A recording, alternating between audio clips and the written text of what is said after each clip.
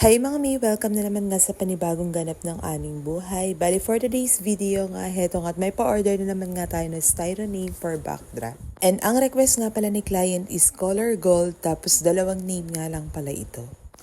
So ayan nga, pinakauna kong ginagawa talaga dito is kinakat ko nga itong mga pattern, tapos nilalagyan ko nga ng scotch tape para maidikit dito sa may glittered foam. Bali lagi nga pala naka-mirror print itong ating pattern dahil dito nga sa likod ng glittered foam dinidikit yan. By the way, a big shoutout nga pala sa aming client. Thank you so much po Sis Maricel sa pagtitiwala sa aming serbisyo, and thank you so much po sa pag-order nito. Alam niyo ba na first time nga na gumawa namin ng styro name na ganito ay pintura talaga ang ginagamit namin, pagkatapos nga binubudburan namin ng glitters. Buti na lang din talaga at na-discover nga namin itong glittered foam na to, kaya sobrang dali lang din talaga namin makagawa. Less hassle na lang din talaga kasi dahil yung pintura kailangan mo pang patayuin, pero eto nga ididikit mo na lang siya.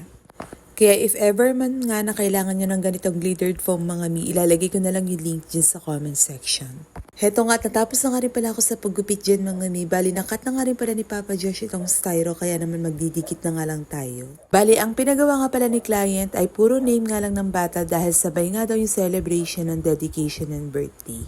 Bali, dito nga pala ay gumamit lang ako ng double-sided tape para sa pandikit. O siya, kung interested nga kayo sa ganito mga mi at naghahanap kayo ng gumagawa nito, pwedeng niyo po akong i-PM dito sa ating page. At hanggang dito na lang muna ulit mga mi, and see you na lang ulit sa susunod na kaganapan ng aming buhay. Thank you for watching. Bye! God bless!